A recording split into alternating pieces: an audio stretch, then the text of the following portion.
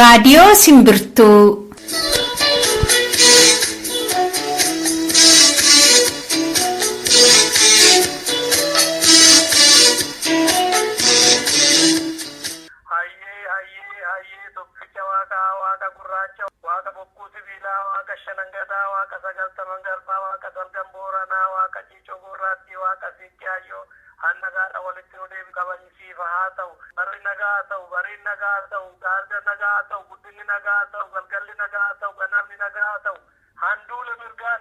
Gaafa kamisaa onkoloolessa tokko bara 2015 qophii simbirtuuti kun akkam jirtu dhaggeeffattoota keenya karaa marsariitii simbirtuu.com kan isiniin darbu qophiin keenya har'aa amma jalqaba. Qophii keenya har'aatiin kan dhiyaatu waan lamadha. Oduu fi qophii simboo. Qophii simboo keessatti irreechatu dhiyaata. Qophii imalaa sababa hanqina yerootiin waanta hin qabaanneef dhiifama isin gaafanna. Keessattuu immoo dhaabbata Dimokiraasummaa Uummata Oromoo fi mootummaa Itoophiyaa dhiyeenya kana gananii biyya alaatti kan kolugaltummaa siyaasaa gaafatan obbo Ibsaa Darasuu wajjin gaaffiif deebii kan eegalle kutaa lammaffaasaa har'atti jennee turre of koltii isin gaafanneerra guyyaa biraa qabannee dhiyaana dhaggeeffattoota keenya. Hangam xumuraattiin waliin turaa jecha amma gara oduutti.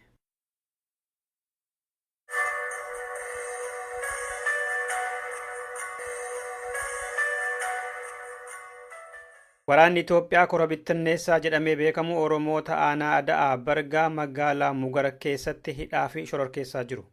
Dilbata darbe gaafa fulbaana 27 bara 2015 galgalarraa kaasanii Oromoonni sababa tokko malee qabamanii hidhamaa jiru. Mana hidhaa Mugara keessatti rifeensi mataallee gogaa isaanirraa haadamaa jira jedhu jiraatan magaalicha waan ta'aa jiru ijaan arganii nageenyaaf maqaanan dhahiinaa kan jedhan kun Mugararraa. Ummata naannoo irratti jettee kora bittinneessa mootummaa wayyaanee itti ergame ummata naannoo saba tokko malee baasee garafaa jira. Aanaa Ada'aa Bargaa magaalaa Mugara keessatti ummata nagaa akka malee dararaa jiranii akka malee dabbasaa qaarmota guggugaadha irraa aadaa jiranii. Kunis kan ta'e sababa kan beekamne jechuudha. Hawaasni nagaa jiru karaarra deemanii akka hin deemne waraqaa eenyummaa gaafachaa jiranii. Fulbaana digdan tokko kuma lama fudhatan jechuudha. Halkan keessatti pireezidaantii jalqabanii. Dhukaasni akka malee dhugaa ture guyyaa sana halkanii.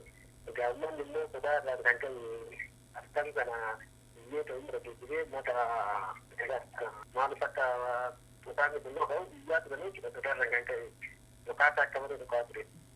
Uummanni Oromoo naannoo sana jiraatu sababa qaala'ina jireenyaatiin hedduu rakkatanii jiru. Bulee dilbatarraa kaasee namoota qabuun hanga oduun kun qophaa'etti itti fufee jira akka isaan jedhanitti. Gaafa dabalii baay'atanii gaafa dibbee irratti kuma lamaaf bishaan baay'atanii maqaa adda jedhanii tasaabaa jiranii mana qilleensaa Ada'aa Bargaa jiru. Biyyeessaa jiranii kana malee lafarra ciisanii lafarra galchiidhaan dhiigaa jiranii jechuudha. Kan hidhanii kana. Amma namni hidhamee hammisaa beekamaa? Haga nama 50 dhiisoo jedhamee nama beektee guyyaatti waan guyyaa jedhamu isaan isaa manaa ammaatti dhaabbataan jiru guyyaatti dabalaa jira jechuudha. Galaadaatti kan akka malee kan madaa'e jira. Kanarra illee gara jettee warra jabeessanii mana guddisaa keessatti akka malee dararaa jiran ammayyuu namoota murtaa'e jechuudha.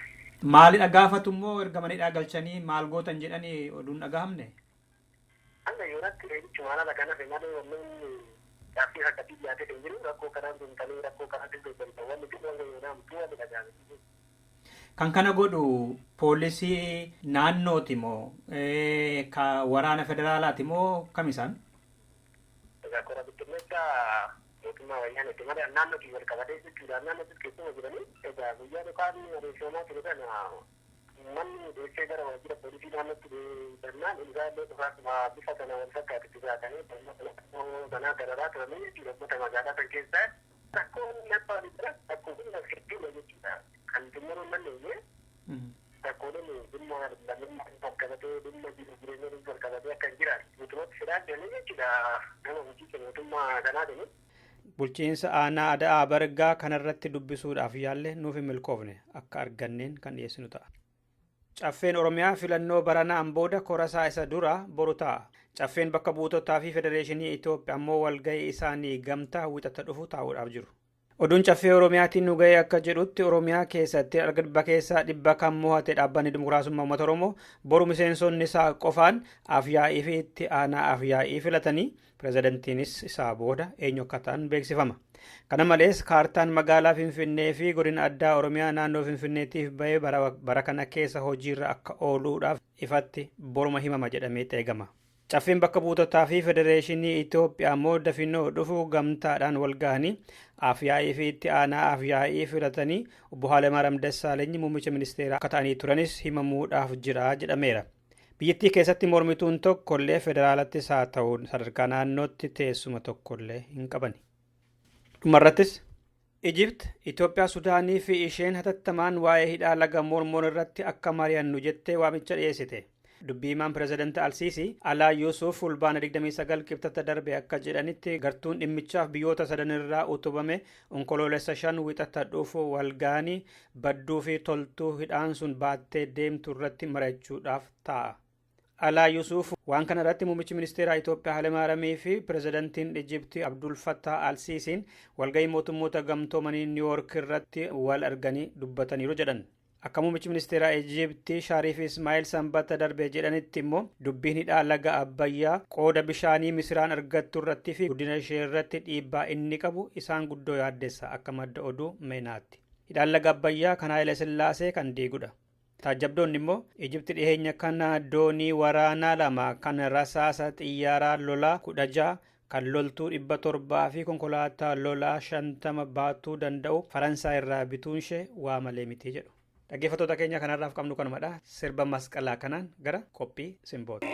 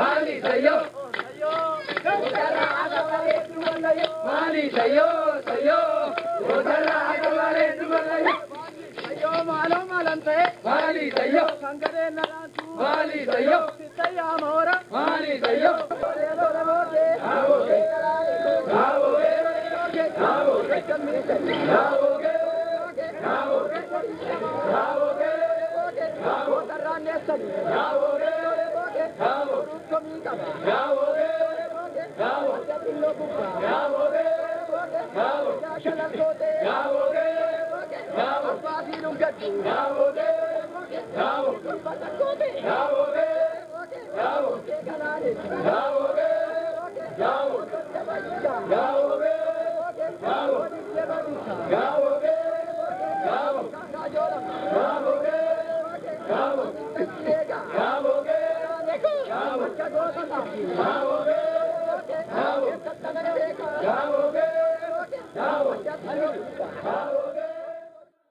Arfaasaan darbee tibba ganni seenu Oromoon yaa rabbii sangaa gateettii naa jabeessi beela hamaa dhibee hamaa fuuldura keenya jiru yalaa nu baasii jedhee akkuma rabbisaa kadhate bokkaan roobee bacaqqaa'ee dhoqqeensa sangaa fi kan isa qootu hiraarsaa akka ture namaaf nyaanni dhibee horiifillee margi rakkatamee yoggaa lagni guutee firri quba wal dhabaa ture ganni gaa darbu birraan hoggaa bari'ee keelloon daraaree tuufoo fi siddis futtaafatee sangaan qonna fixee wayita marga itti kutanii kophaatti dheedu. Jabboonni dirree keessa burraaqxu ijoolleen agadaa fasheette quufanii wayita loon tiksanii margarra burii dhaatan. Fardi garasii caraantee harreen gamanaa halaakte gaangeen himimsitee simbirroonni wacanii weenni mukarraa korrise jaldeessifaa bookkisee leenci bosonaa hoggaa bareedu. Bara rakkoo sana keessaa baga nu baafte jedhee Oromoon rabbisaaf galata galcha. Baga booqaa birraa geessan jedhee tibba kana tibba birraa.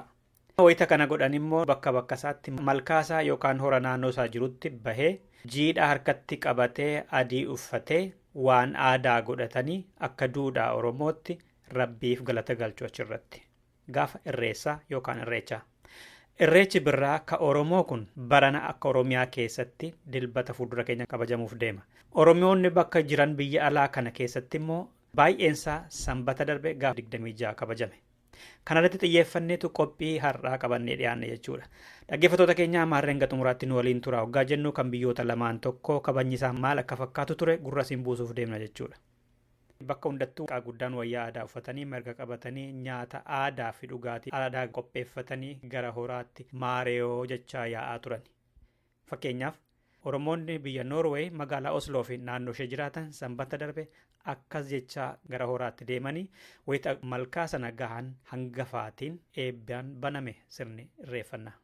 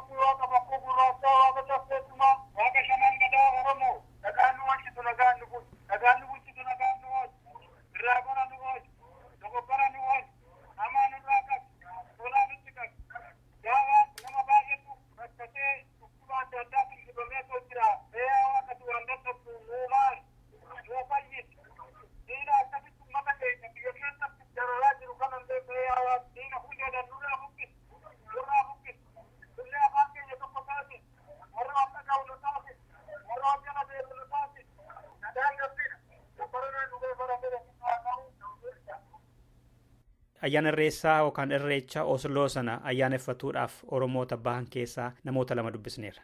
Isaan kun obbo Siidaa Tolasaati. Baga geessan obbo Siidaa Tolasaa mee nutti himaa ayyaanni Osloo akkam ture? Baga waliin geenye isaanii maqaan koo Siidaa Tolasaan jedhama. Nuti ayyaana irreechaa akkuma aadaa keenyaatti kabajaa jirra. Abbootiin malkaarra eebbidhu booda dibaayyuutu ta'a dibaayyuun booda immoo qoriin haadholiin nu qopheessaniisa dhanna mannaa jechuudha. Gara galgalaa yookaan galmatti walgeenyaa numa beekta qilleensa Awurooppaa kanaa. Baran akkuma carraa ta'ee aduu gaariitu nu bahaa jira. Galgalarra galmatti walgeenyee abbootiin namni beekan waa'ee aadaa nu barsiisu. Sanaan booda qophii ijoolleetu jira. Ijoolleen waa'ee aadaa isaanii akka baranii haadholiin aadaan maal akka fakkaatu uffannaadhaan nyaata qopheessanitti agarsiisuudhaan ni raawwata. Xinnoo kan barana adda isa godhu shamarran fedhiidhuma isaaniitiin ka'anii dorgommii uffata aadaa boona jechaa jiru. Isumatu ta'agaa. Namni baay'ee baheeraa keessattuu dhaloonni gara boodaa kun. Baay'inaanis kan irreecha irratti dhugaa dubbachuuf yoo ta'e hirmaachaa jiru ijoollee dargaggootaati. Isaanuma abdiin keenyas isaan baay'inaan kan jiru. Irreessa maaliif kabajuun barbaachisa biyya alaa kanatti? Oromoon biyya abbaasaa hin jiru maaliif kabaja biyya alaatti? beektaa nutu qaamaan Oromiyaa irraa fagaate malee nuti aadaa Oromummaa irraa hin fagaanne. Namuu hundi waan kan kooti jedhu waan tokko qabu ittiin of ibsatu ittiin of himatu kun waan kan kooti kan jedhu qaba. Kanaaf kabajna eenyummaa keenya wajjin hidhata qaba. Tole fayyaa ta'an. Halo baga ayyaana Irreessaa geessani baga booqa birraa geessan. Baga waliin dhugeen maqaan kiyya Abbaa Diimaa naan jedhan Abbaa Diimaa Guyyee. Ayyaan kun haalaan bareeda. Namni malkatti bahee irreeffatee jira. Oromoo ka naannoo Osloo kana dhufetu baay'ata. Ammallee Osloon ala namni dhufetu jira. Qilleensillee bareeda. Lafti aduun baatee jirti. Hafuura bareedatti mul'ata. Ayyaana bareeda dhiyaatan. Osloo keessatti malkaan yeroo hundumaa itti irreeffannu Somsbaan jedhaniini lafa haalaan bareeddu. Uumamaanis bareeddu lafa akkasiisanti irreeffachuu jira. Ayyaana yookaan aadaa kana biyya alaatti kabajuun maaliif barbaachise? Maal faayidaansa? Faayidaan isaa ayyaanni kun eenyummaa Oromoo calaqqisiisa. Eenyummaa kunuunsuuf immoo tokkoffaa ifii kennaaf aadaa teenna kunuunsina. Ijoollee teennas aadaa keessaa dhufne kana barsiisna. Warra ammoo biyya keessa jirru kanallee nutillee aadaa teenna akka qabnu agarsiisuullee kanaafuu ayyaana irreecha kabajuun bareeda. Eenyummaa cimfatuuf illee guddoo nama gargaara jennee dhugeessan. Fira keessanis haa ta'u namoota isin beekan yookaan isin beektaniitiin baga ittiin isin ga'e yoo jechuu barbaadan carraa isinii kenna dhumarratti. Oromoota biyya jiran biyya alaa jiran hundaafuu baga ittiin isin ga'e jedha. Galatoo. Ayyaana gaarii baga booqa birraa geessan ammas irra deebi'ee nagaatti ulfaadha. Galatoo mayyee. Ayyaanni yookaanuu dhufee si baara gadaa Namoonni nama boonsisuu qabna aadaa. Ayyaanni yookaanuu dhufee si baara gadaa Namoonni nama boonsisuu qabna aadaa. Ayyaanni yookaanuu dhufee si baara gadaa Namoonni nama boonsisuu qabna aadaa. Ayyaanni yookaanuu dhufee si baara gadaa Namoonni nama boonsisuu qabna aadaa. Ayyaanni yookaanuu dhufee boruu kannaa dabarsinee. Ayyaanni yookaanuu dhufee karuu birraatti ceena. Ayyaanni yookaanuu dhufee arsadee malkaa teetee. Ayyaanni yookaanuu dhufee waaqa uumee dirreeffanna. Ayyaanni yookaanuu dhufee gagaara uruufasee. Ayyaanni yookaanuu dhufee magariisa midhaasitee. Ayyaanni yookaanuu dhufee nooruu yaaqamee. Ayyaanni yookaanuu dhufee dararaa kee diriirsitee. Ayyaanni yookaanuu dhufee si baara gadaa boonee nama boonsisuu qabna aadaa. Ayyaanni yookaanuu dhufee si baara gadaa boonee nama boonsisuu qabna aadaa.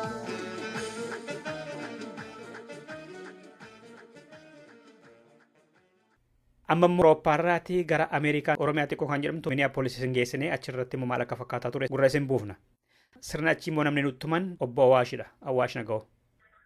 Ayyaanni irreessa Minnesota dhugumatti irra baay'ee nama gammachiisa. Qilleensi isaallee baay'ee halkennatee irraa biyyaa fakkaataa illee isaa lafti magariisa. Kanarratti dabalatee immoo baruma baraanuu namni dabalaa deemaa jira. Akka gaarii qabanyee keessummaan immoo biyyaa dhufee nu keessa jiranii keessummaan kunii akka amantaatti amantaa Ortodoksii keessatti luba sadarkaa guddaarra jiranii isaan asitti argamanii sirriitti jala muranii aadaan Oromoo aadaa ganamaa waan tokko waan makaa hin qabne waan ganamaa kadhachuu malee akka namoonni maqaa gara biraatti kennanii turan akka hin taane warra irreeffachuudhaaf asitti dhufee nu hubachiisanii baay'ee gammanne. Amma kanaan dura amantaan Ortodoksii fi aadaan Oromoo fi eenyummaa Oromoo akkatti wallaalaa turan akka biraadha.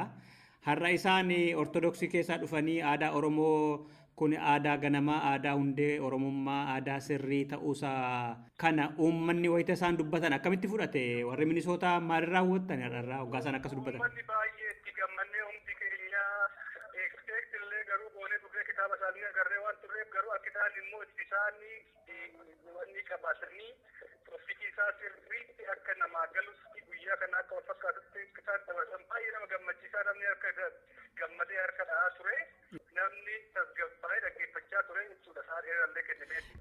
Ayyaana Irreechaa kan Minisoota maaltu adda godha sannaa kanarra? Ayyaanni Minisootaa kun adda godhu akkuma silaa Oromoon baqataan quba qabutti dirree Minisootaa kun baqataan Oromoo guddinaa fi heddumina itti jiru waan ta'eef akka Oromoo tusutti jedhanii waamanii yeroo tokko tokko Little Oromiyaa jedhanii akka afaan Ingiliffaatiin kan kana godhu namni hedduminaan bahee asitti kabajuu akkuma biyyaata yaadachuudhaaf lammaffaa moo egaa kabajamuu jalqabee ayyaanni Irreechaa kun bara hedduu lakkoofsise jechuudha. Nu egaa gatti ganna 8 deema baranaa kun 7 fakkaata. Baruma baraan namni dabalaa bahee san duras immoo ganna dheeraadhaaf kabajamaa ture tokko adda isa godhu kana jechuudha. Ayyama itti baafannee malkaa baruma baraan malkaa wal fakkaatutti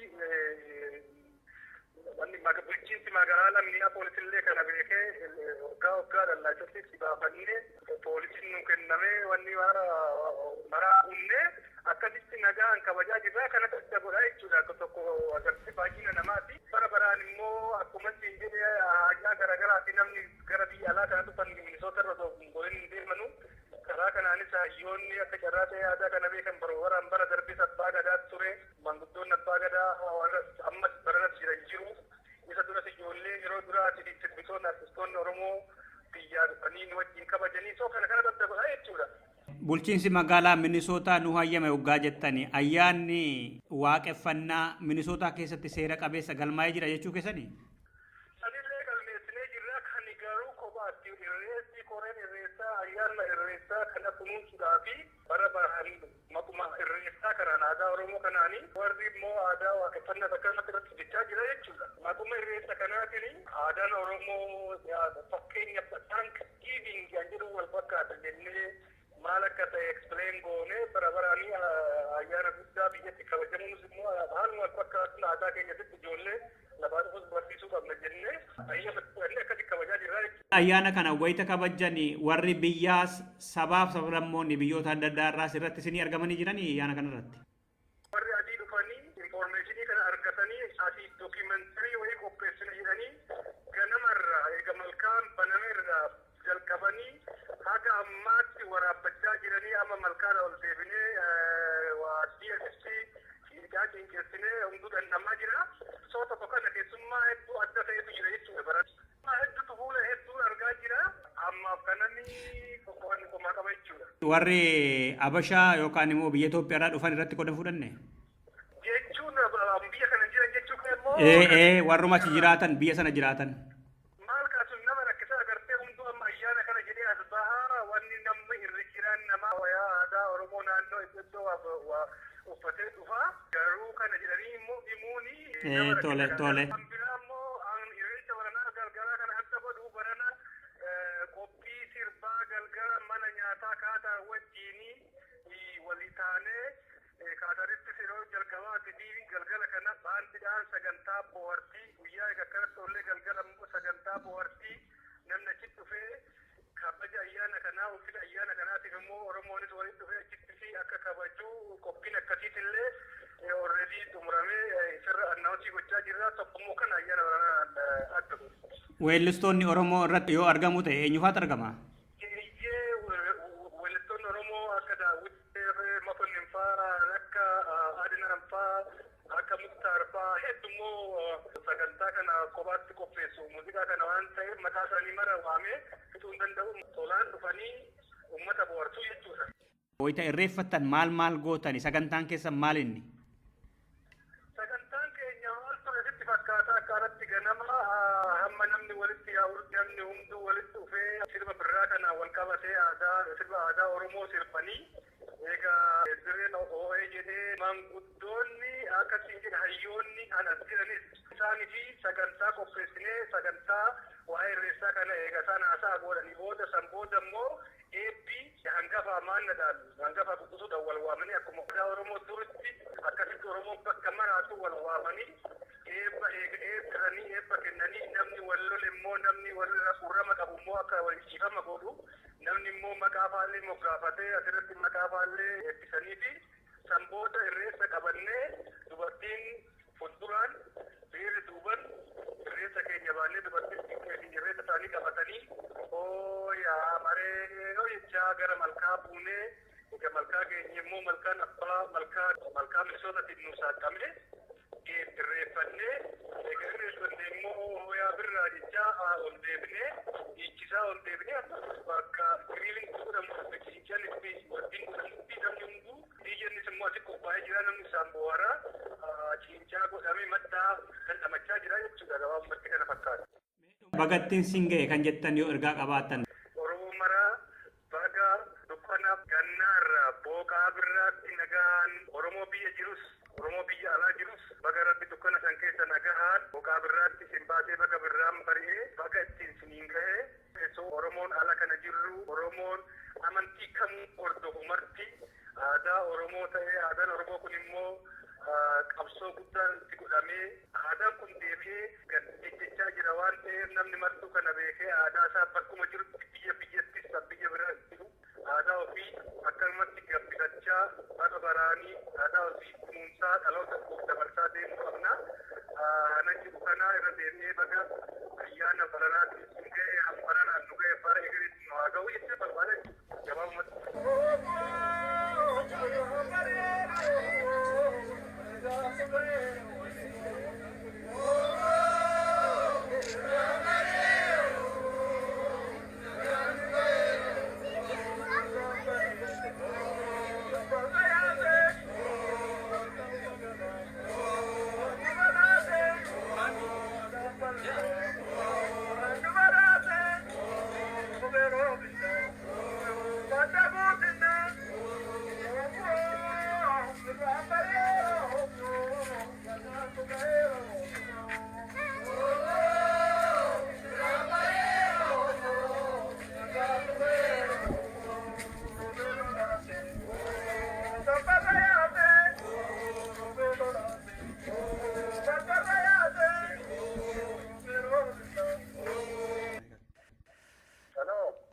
Halo, lupa balaa baga nagaan booqaa birraa geessan.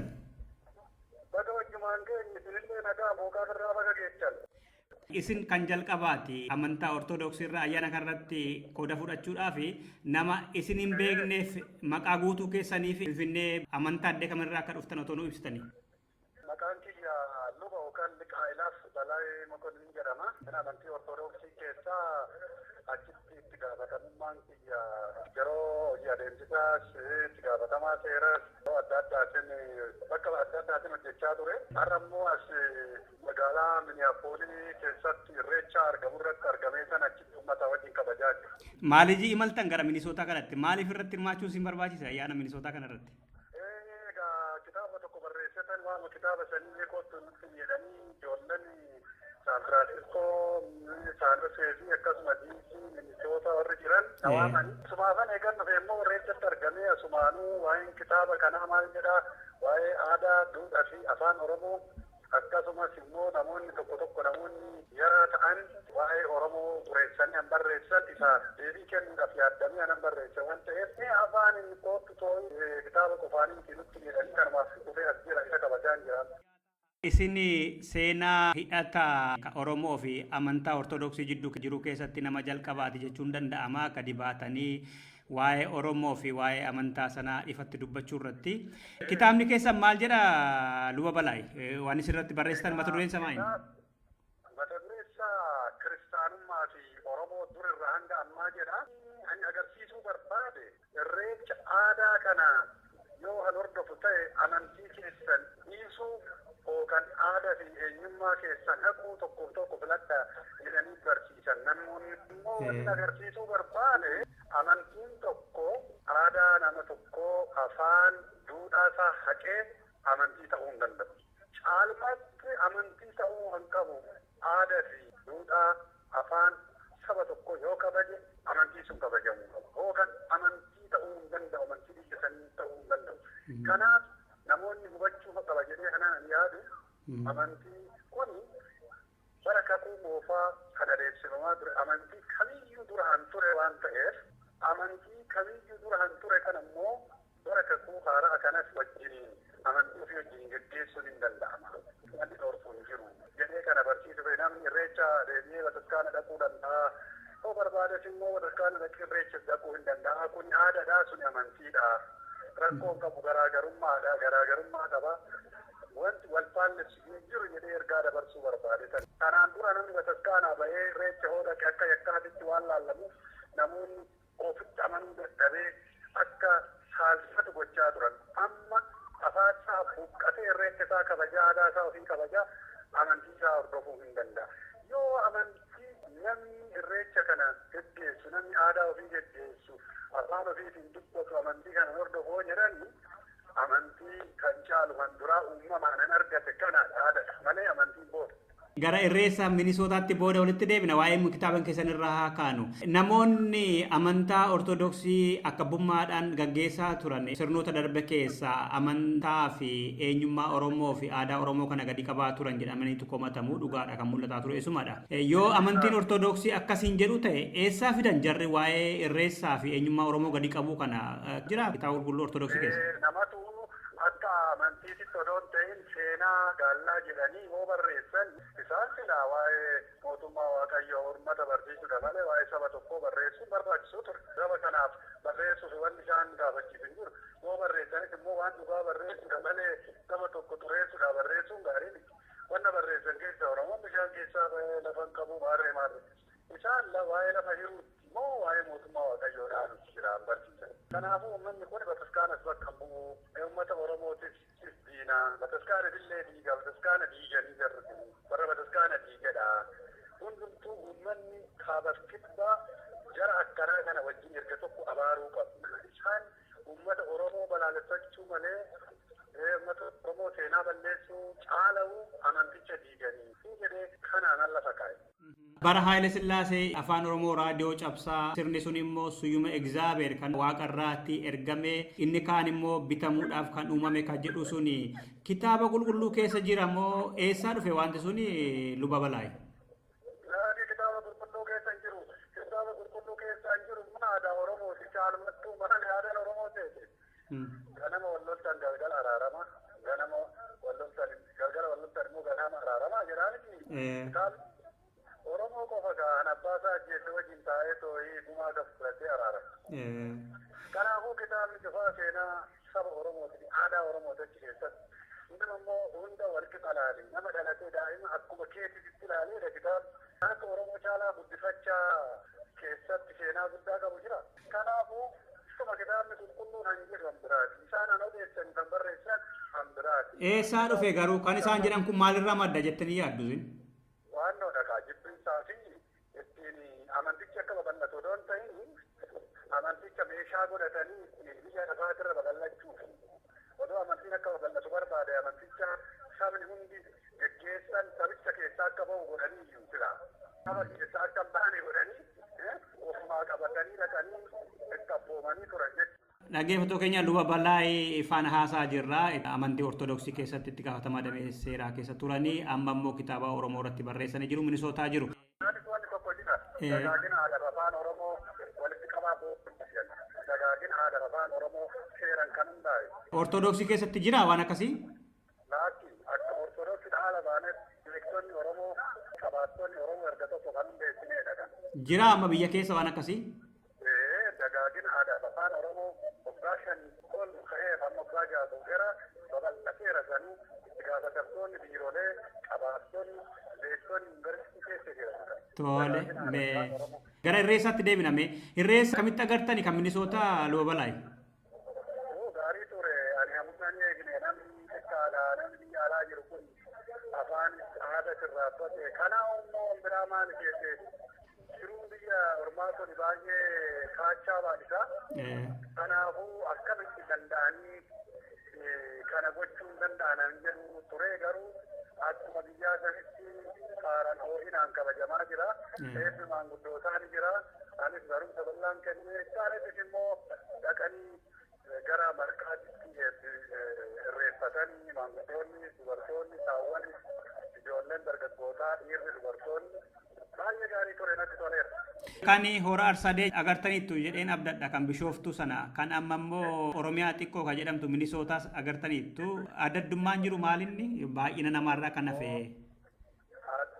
Baay'ina namaa fi tokko lammaffaa seera kana jiisuun xiqqoo kan gurmaa'ee fi kan sirriitti orgaanaayizii ta'e. Kanaafuu asitti wanni hafu inuma jira. Garuu namni sinneen caalaa odoo haamileen garuu gaariidha. Nama akkasiisantu jira. Wanni hojjetamus gaariidha. Meeluunni balaa'e Oromiyaa fi Oromoo maal hawwitu maal arguu feetu gara fuulduraatti? Oromiyaa fi Oromoo amma wanni haasa'u hin jiru. Waan hundi Oromoo hundi hawwuun hawwa. Beekamaa waan Oromoon hawwuun hawwa. Rakkina amma jiru kana hundi hiikkatee baay'ee hiikkachaa jira. Hiikkatee nageenyi qabbanni biyya keessatti bu'ee Oromiyaa kan misoomte kan daraartee fi kan nageenyi qabbanaan Oromoon hundi wajjin erga tokko jiraatu. Wal jaalatee jiraatu. Walii galee walii hubatee jiraatu jedhee fayyaada. Tole. Keessi amantaa Ortoodooksii akkuma namoonni duraan himatan sanadha moo ammas ilaalcha Oromoof Oromummaa irratti qabu jijjiiramaa jira? Keessa bee akkasiin quba qabaattanitti afaan Oromoo fi Oromummaa irratti fi maaliif duratti akkuma nafxanyaa lafaaf qabachuutu jira, gibira gaafachuutu jira, gaafa du'an nama reeffaaf kaffalchiisuutu jira, afaan Oromoo dubbachuun hin danda'amu amantaa sana keessatti afaan Amaaraa malee waan akkasii kun bara baddallee irratti illee duula godhame irratti wanti calaqqiseessu jira. Amma immoo maal hubataa jirtu isin achi keessatti? Amma egaa uummanni Oromoo achi keessa abbootiin paappaasonni Oromoo hin jirani. Gurmaa'ee waa socho'aatuma jirra. Garuu ammallee namoota geggeessaa biratti hin jijjiiramne yaadni rakkoo jira. Namoonni keessaa jijjiirame hin jiru gaggaarii. Garuu warri bulchu ammallee yaadni jijjiirame hin jiru. Kanaadha. Wanti hafe waan baay'eedha. Kanaafuu amma afaan guuttee wanti jijjiirame jira jedhu naa ta'u boqotee suni sochii gaarii ture Abuna Phaawulos. Ammaa kun eegataan boqotan sirma dhaabbate waa'ee Oromoo sirmaa akka gadi kaasu barbaadamu sirmaa wanti qophaa'aa jirraa wanni qophaa'u nu gaafuun durba. Maalirraa madda kun inni boqote sun fedhii fi sammuusaarraa gaarummaarraa madda inni kun immoo jibbinsa qaburraa madda moo? Ani wallaala eetaa fudhadha amma fuulduratti mee wanna godhu wajjumaan laalla. Wallaala amantichumaafuu yaadni. Amantichi akka babal'atu ta'e itti fufaa hundumtuu fakkeenyaaf naannoo Oromiyaa keessatti mana amantii Ortoodooksii Oromiyaa jedhamee hundeeffame sabni hunduu gammadee afaan ofiitiin waaqeffachuu dhufe. Afaan kana akka babal'inaan hojjennu garuu hayyamamaa hin jiru. Seerri biyyattii garuu hayyamaa jira. Ulfaadha luba balaay. Nagaat.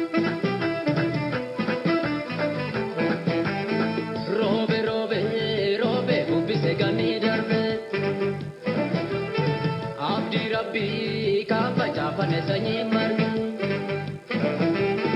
booka biroo baga nagaan keessa ayyaana waggaa hira wal gaafata lammii wal argaa.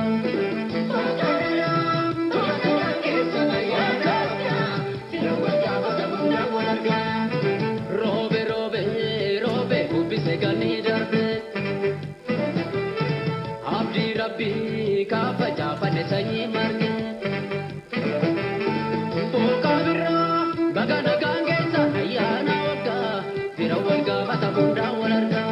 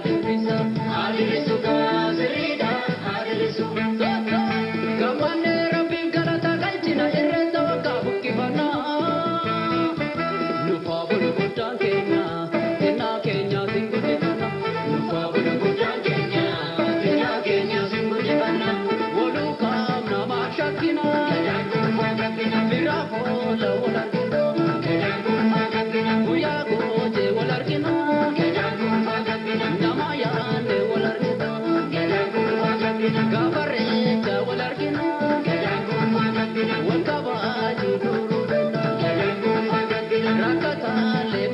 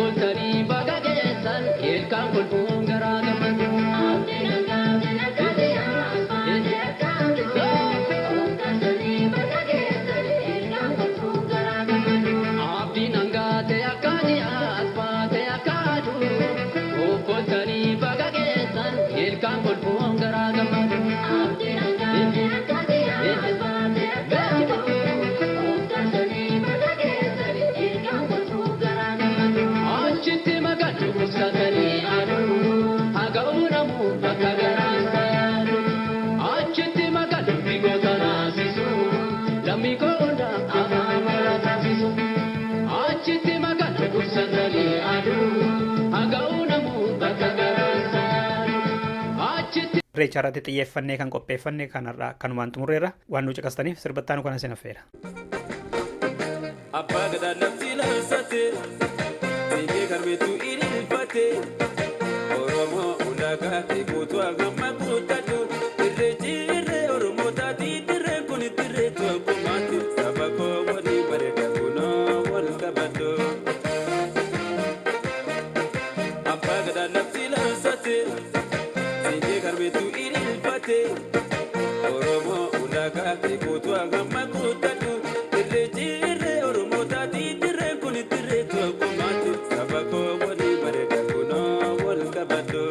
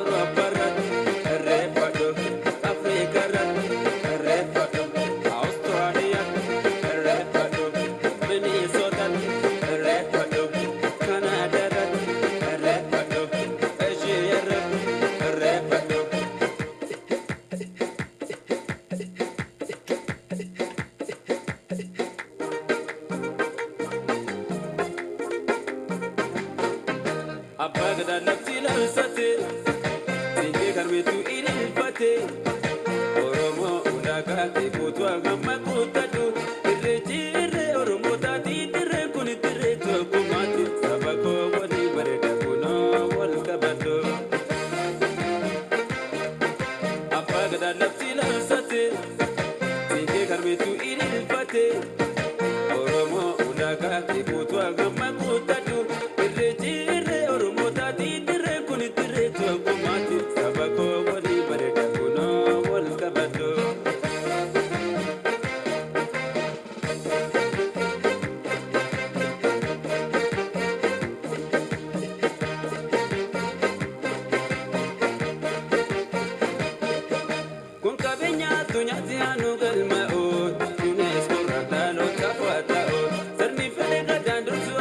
marratu.